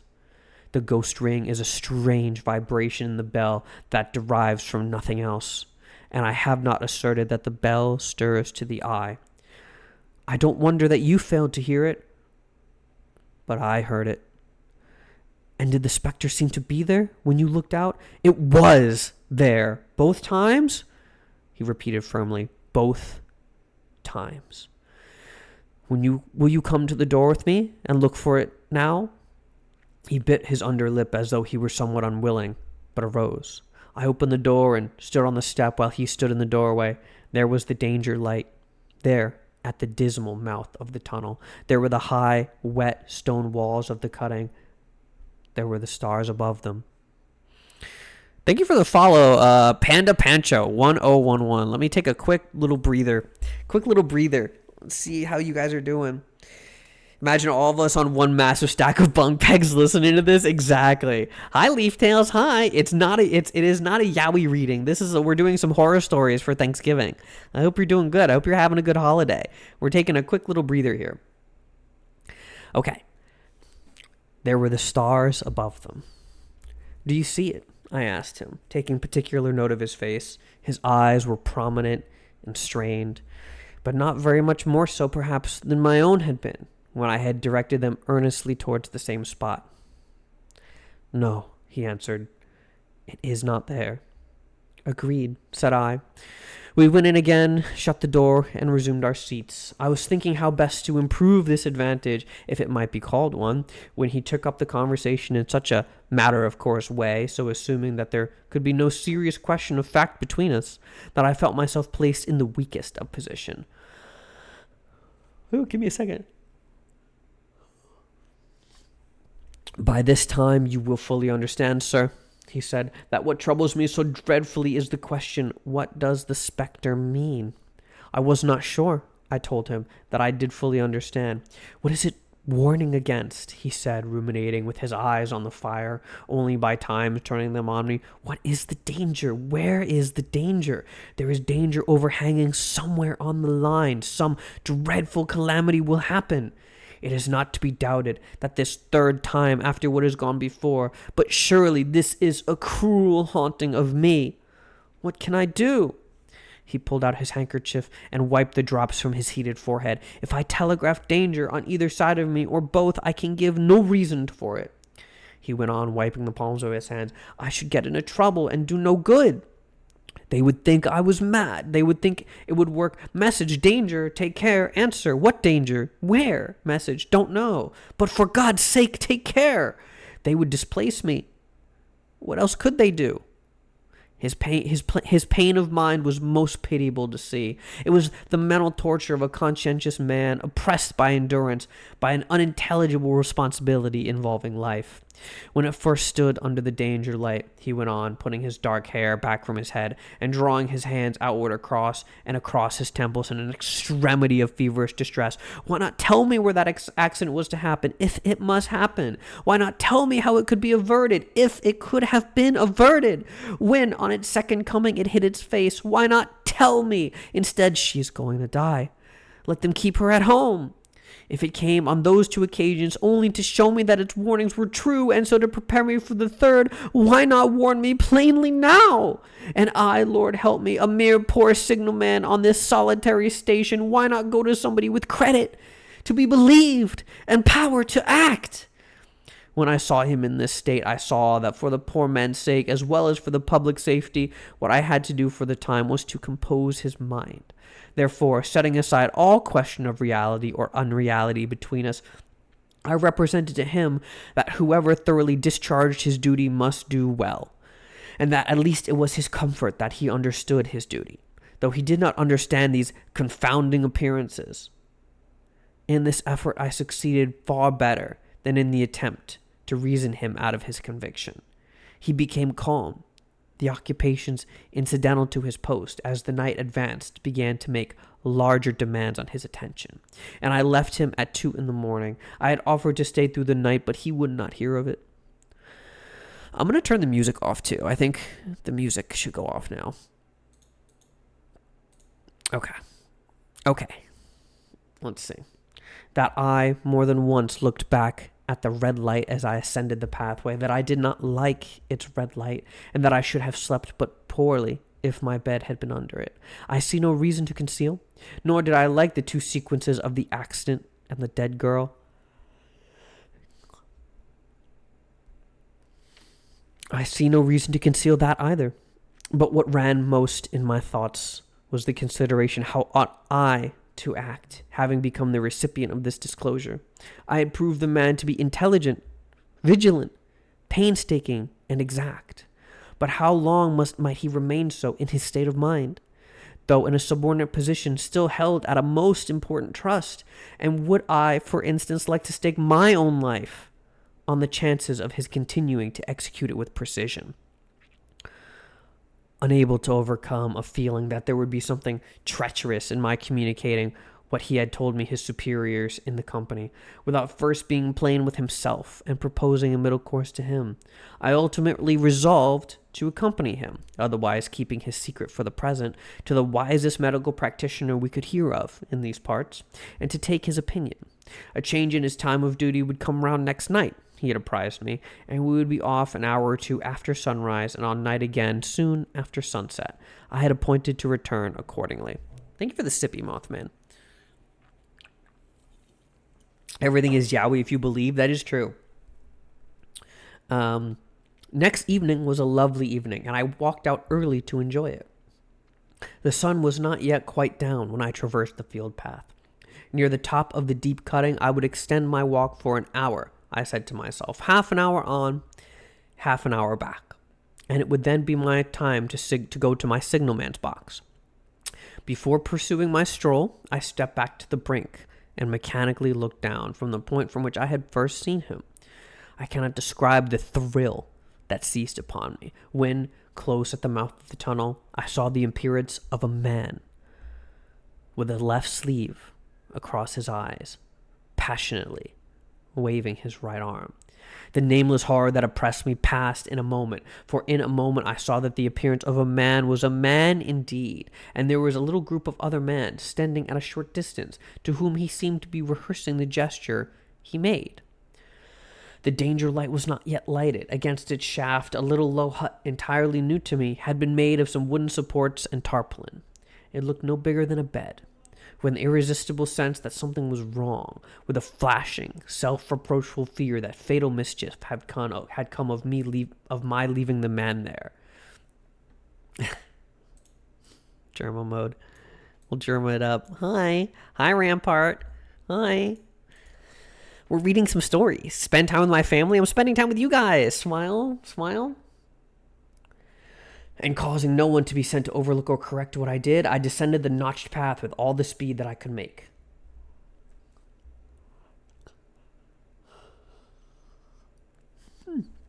What's the matter? I asked the man. Signalman killed this morning, sir. Not the man belonging to that box. Yes, sir. Not the man I know. You will recognize him, sir, if you knew him, said the man who spoke for the others, solemnly uncovering his own head and raising an end of the tarpaulin, for his face is quite composed. Oh, how did this happen? How did this happen? I asked, turning from one another as the hut closed down again. He was cut down by an engine, sir. No man in England knew his work better. But somehow he was not clear of the outer rail. He was just at broad day. He had struck the lamp and had the lamp in his hand. As the engine came out of the tunnel, his back was toward her, and she cut him down. That man drove her, and he was showing how it happened. Show the gentleman, Tom. The man, who wore a rough, dark dress, stepped back to his former place at the mouth of the tunnel. Coming round the curve in the tunnel, sir, he said. I saw him at the end, like as if I saw him down a perspective glass. There was no time to check speed, and I knew him to be very careful, as he didn't seem to take heed of the whistle. I shut it off when we were running down upon him and called out to him as loud as I could call. What did you say? I said, below there! Look out! For God's sake, clear the way! I started. It was a dreadful time, sir. I had never left off calling to him. I put this arm before my eyes not to see, and I waved this arm to the last, but it was no use. Without prolonging the narrative to dwell on any one of its curious circumstances more than on any other, I may, in closing it, point out the coincidence that the warning of the engine driver included not only the words from which the unfortunate signalman had repeated to me as haunting him, but also the words which I myself, not he, had attached, and that only in my own mind to gesticulation he had imitated. And that's the end. I didn't realize that was the end. I was expecting a whole bunch more, but this is all the footnotes and stuff. That was a pretty good one, That was a pretty good one. I think we have time for one more. Let's see. What do I want to do here? Let's do the Poe one, and then I'm sorry, Canman. I don't know if we're gonna be able to get to. I don't know if we're gonna be able to get to. What's it called? The King in Yellow one. We'll see how I'm feeling after the Edgar Allan Poe one, because my voice is starting to go, and it is getting a little later. It was a fun one. That was good. Let's see. What was the Poe one? It was Annabel Lee. Annabel Lee. Here it is. Annabel Lee. After Annabel Lee, we have... Let's see. After Annabel Lee, we do have the Court of the Dragon. So if that one didn't look too bad, another stream like this for in the future, if it helps anything, I think it does. I think that does help me. If you, knowing that you guys like doing this, it will. I'll plan more of these out. It looked shorter when you checked it. No, that's okay. It was good. It was good. The King in Yellow you love. There are a bunch of those. Yes, Canman suggested one. We're gonna, as long as this one's not too. I think this one's pretty short. Yeah, this one's short. We'll definitely be able to do the King in Yellow. Yeah, I like to do these. These are fun holiday streams for me, because you know, I don't want people to, like, you know, have too much stress or like get too excited on the holidays, because it's like, you know, it's meant to help people relax, have a nice calm evening, slow it down a little bit, you know. This is nice. Thanks. I'm glad you like it. I enjoy reading to you guys. It's really quite fun for me. But I don't really like playing like games too much, because then I'll just get too worked up, and whatever. That's no fun. We don't want to be wretched on the holidays. We want to be good little boys and girls, don't we? Smile, mwah, smile. All right, High Control O, by the way. Thank you for German mode. So this one is Annabel Lee by Edgar Allan Poe. Let me zoom in on this one a little bit too. It was many and many a year ago, in a kingdom by the sea, that a maiden there lived whom you may know by the name of Annabel Lee. And this maiden, she lived with no other thought than to love and be loved by me. I was a child, and she was a child, in this kingdom by the sea. But we loved with a love that was more than love, I and my Annabel Lee. With a love that the winged seraphs in heaven coveted her and me. And this was the reason that, long ago, in this kingdom by the sea, a wind blew out of a cloud, chilling my beautiful Annabel Lee, so that her high-born kinsman came and bore her away from me, to shut her up in a sepulchre in this kingdom by the sea. The angels, not half so happy in heaven, when envying her and me, yes, that was the reason, as all men know, in this kingdom by the sea, that the wind came out of the cloud by night, chilling and killing my Annabel Lee.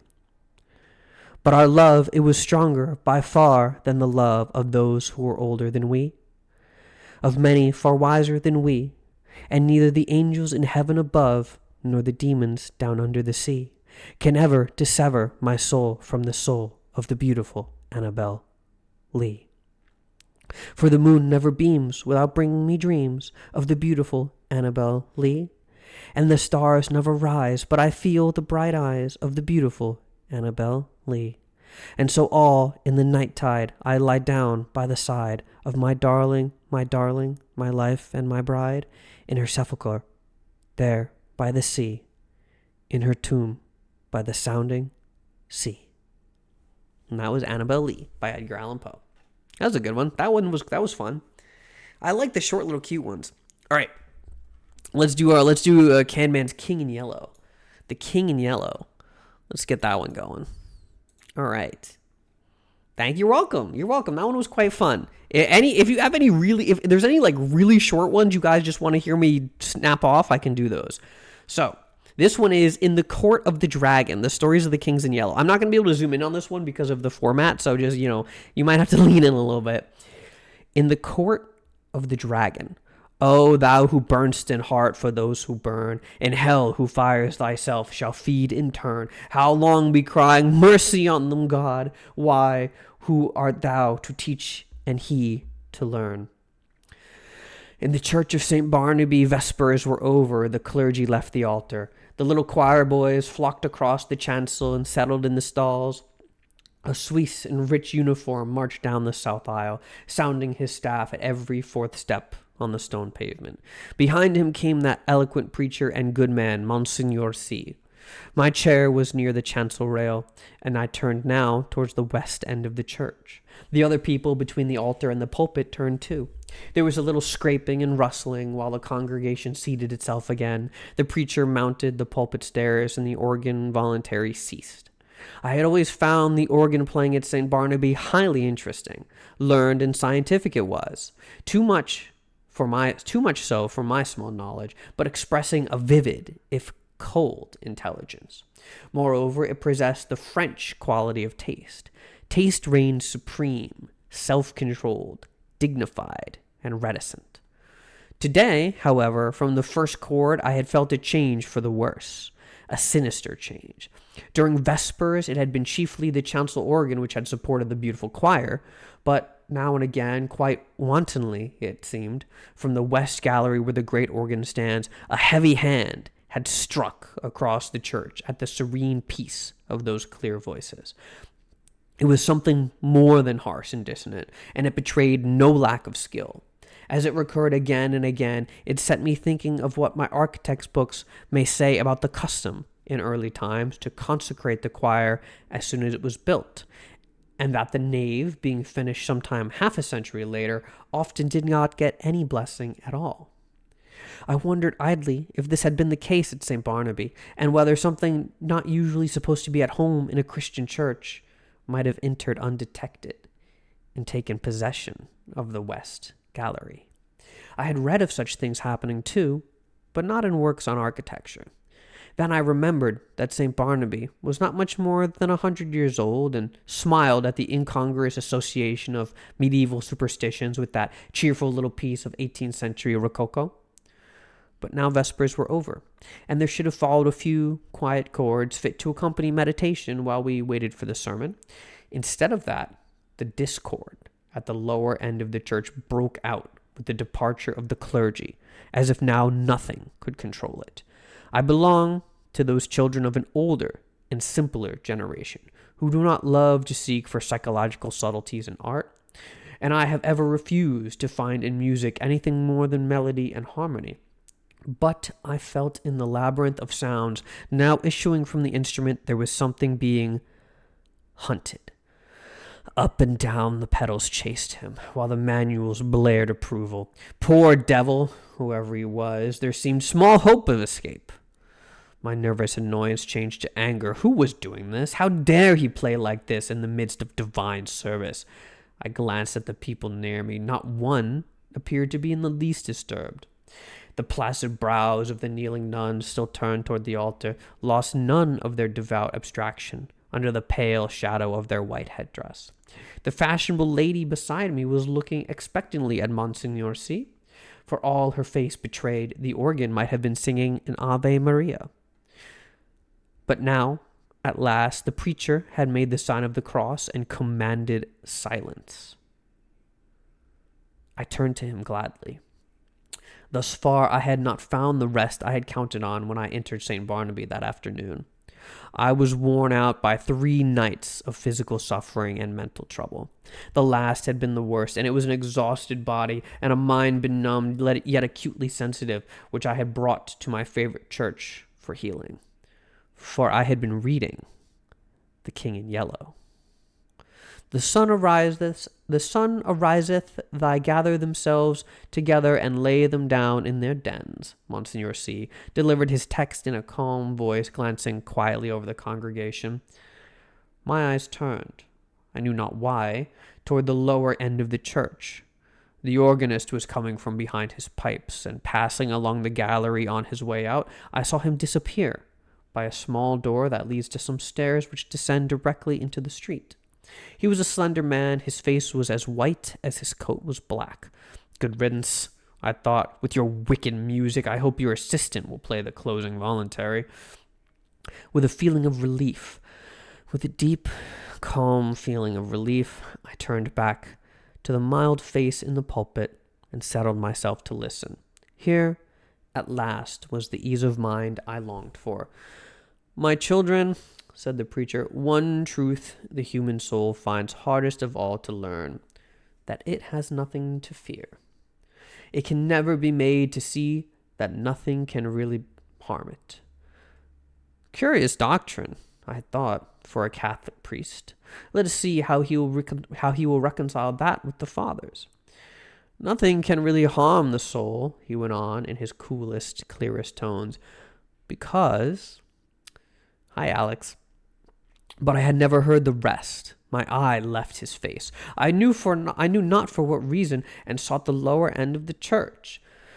The same man was coming out from behind the organ, and was passing around the gallery the same way. But there had not been time for him to return, and if he had returned, I must have seen him. I felt a faint chill, and my heart sank. And yet his going and coming were no affair of mine. I looked at him. I could not look away from his black figure and his white face. And when he was exactly opposite me, he turned and sent across the church straight into my eyes a look of hate, intense and deadly. I had never seen any other like it. Would to God I might never see it again.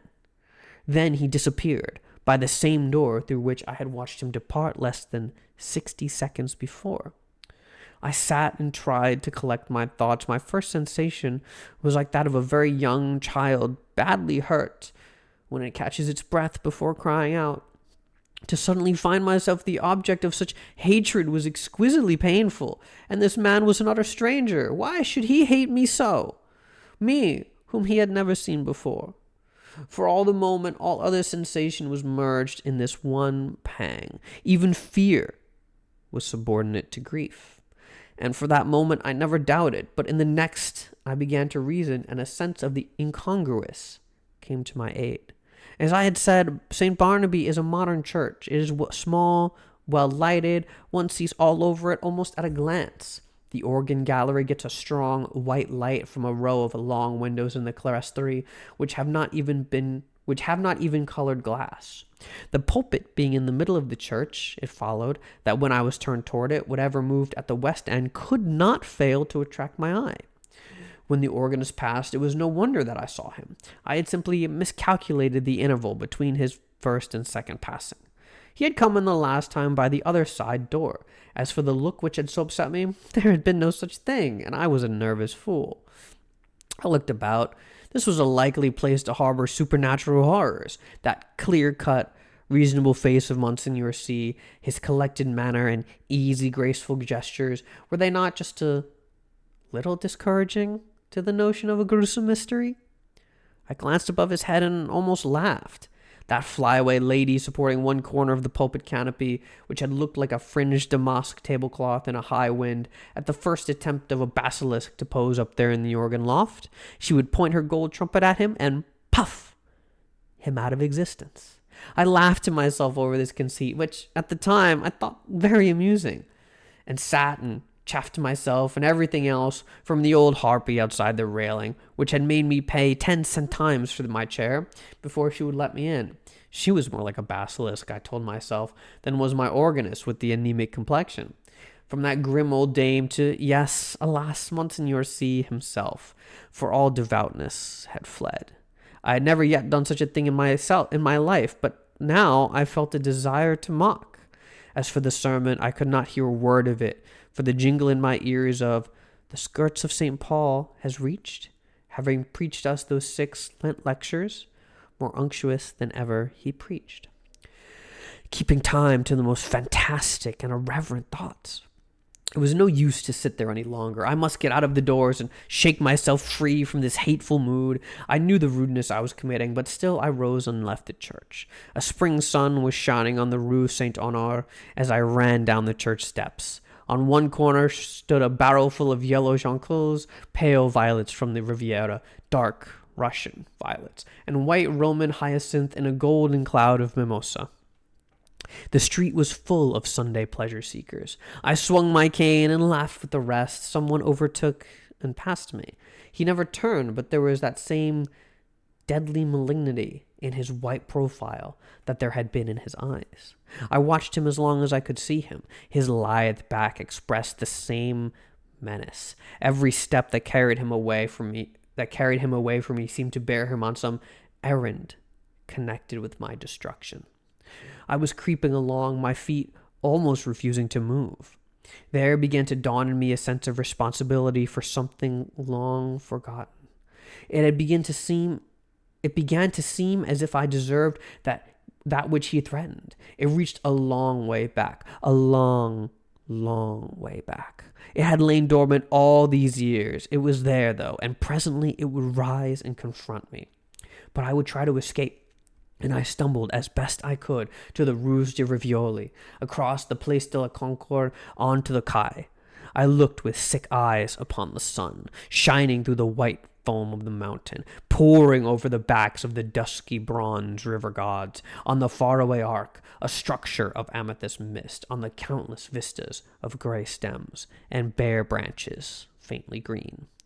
Then I saw him again, coming down from one of the chestnut alleys from the Cours de la Reine. I left the riverside, plunged blindly across the Champs-Élysées, and moved toward the Arc. The setting sun was sending its rays along the green sward of the Rond-Point. In the full glow, he sat on the bench, children and young mothers all about him. He was nothing but a Sunday lounger, like the others, like myself.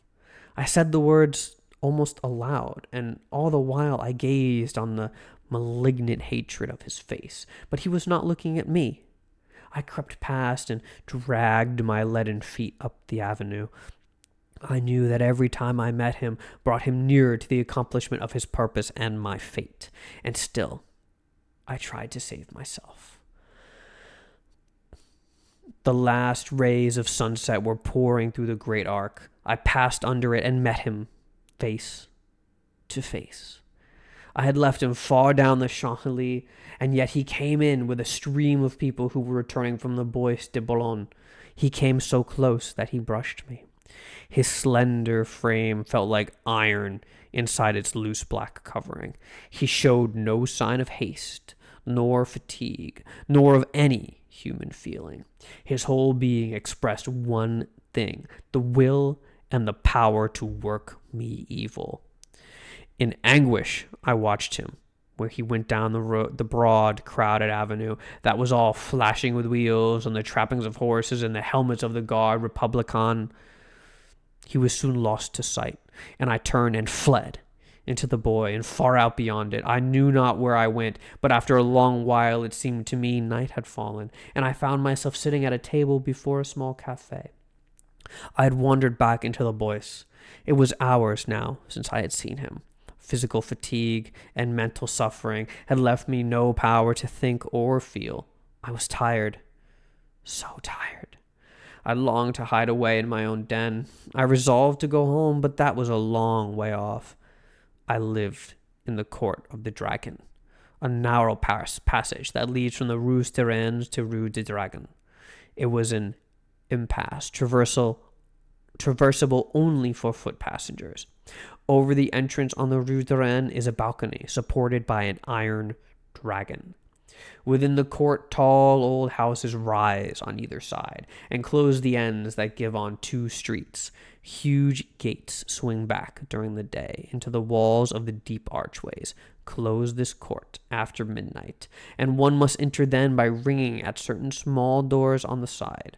The sunken pavement collects unsavory pools. Steep stairways pitch down to doors that open on the court. The ground floors are occupied by shops of second-hand dealers and by iron workers. All day long, the place rings with the clink of hammers and the clang of metal bars. Unsavory as it is below, there is cheerfulness and comfort and hard, honest work above. 5 flights up, the ateliers of architects and painters, and the hiding places of middle-aged students like myself who want to live alone. When I first came here to live, I was young and not alone. I had to walk for a while before any conveyance appeared, but at last, when I had almost reached the Arc de Triomphe again, an empty cab came along, and I took it. From the Arc to the Rue de Rennes is a drive of more than half an hour, especially when one is conveyed by a tired cab horse that hadn't been at the mercy of the Sunday fete makers. There had been some time before I passed under the dragon's wings, to meet my enemy over and over again, but I never saw him once, and now refuge was close at hand.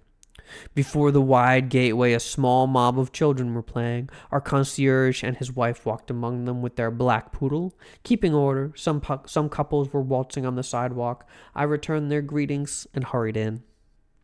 All the inhabitants of the court had trooped out into the street. The place was quite deserted, lighted by a few lanterns hung high up, in which the gas burned dimly.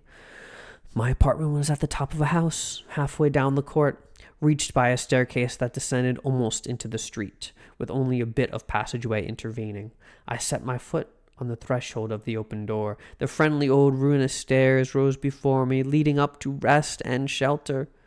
Looking back over my right shoulder, I saw him, 10 paces off. He must have entered the court with me. He was coming straight on, neither swiftly nor slowly, but straight on to me. And now he was looking at me. For the first time since our eyes encountered across the church, they met now again, and I knew that the time had come. Retreating backwards down the court, I faced him. I meant to escape by the entrance on the Rue du Dragon. His eyes told me I never should escape.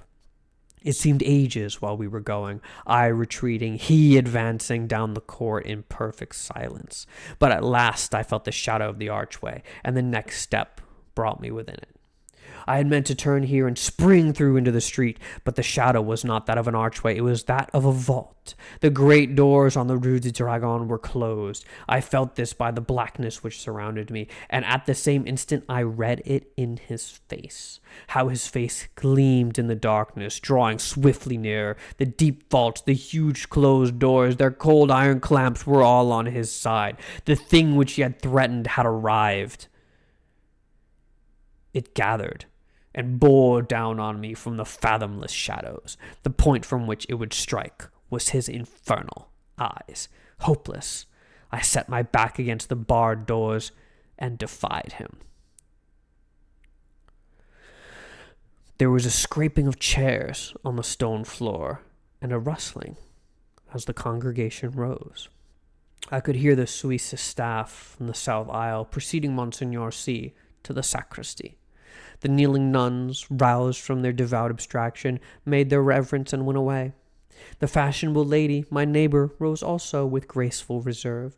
As she departed, her glance just flitted over my face in disapproval, half dead, or so it seemed to me, yet intensely alive to every trifle. I sat amongst the leisurely moving crowd, then rose too and went toward the door. I had slept through the sermon. Had I slept through the sermon? I looked up and saw him passing along the gallery to his place. Only his side I saw, the thin, bent arm and its black covering looked like one of those devilish, nameless instruments which lie in the disused, tortured chambers of medieval castles. But I had escaped him through his eyes, though his eyes had said I should not. Had I escaped him? That which gave him the power over me came back out of oblivion where I had hoped to keep it. For I knew him now. Death and the awful abode of lost souls, whether my weakness long ago had sent him. They had changed him for every other eye, but not for mine. I had recognized him almost from the first. I had never doubted what he came to do. And now I knew while my body sat safe in that cheerful little church, he had been hunting my soul in the court of the dragon. I crept to the door. The organ broke out overhead with a blare.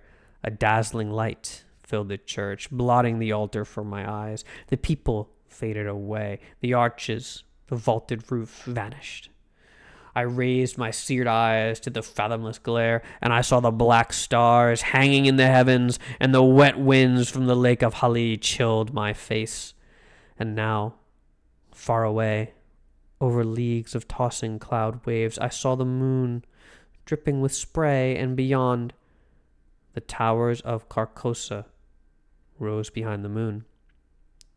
Death and the awful abode of lost souls, whither my weakness long ago had sent him, had changed for every other eye but mine, and now I heard his voice, rising, swelling, thundering through the flaring light. And as I fell, the radiance increasing, poured over me in waves of flames. Then I sunk into the depths, and I heard the King in Yellow whispering to my soul, "It is a fearful thing to fall into the hands of the living God." And that was the Court of the Dragon. All right. I think that's where we're going to call it for the evening, folks. It's been about 2 hours. I don't think I could read it. I mean, I could probably read more, but I think it would start to hurt. So those of you who came out to visit, thank you very much. Thank you kindly. I hope you guys have a good rest of your holiday. Go spend it with friends and family. I'm going to go eat some food. I haven't eaten a lot today. The King in Yellow with the steel chair. By God, that man is broken in half. The tatters of Carcosa. No. All right. My God. All right. I hope you guys enjoyed. I know I enjoyed. It was great. You liked it. I'm glad you did. I'll probably do more of these streams. We might do them on days that aren't holidays, but the read along streams are really meant to be special occasions in which, we kind of huddle around the campfire and we do a little bit of reading and get cozy together. And we keep our wretchedness at the door. I'll probably buy some books and do a real proper hand cam. Everyone, let's go raid somebody. Olga's live. She's been having a rough while, but she's back. She's live. Very cute girl. Does some puzzles. Treat her well. We're gonna go say hi to her, and I will see you guys. Maybe tomorrow, maybe on Saturday. I'm not sure what I'm gonna do. Nothing on Sunday, but possibly tomorrow and Saturday.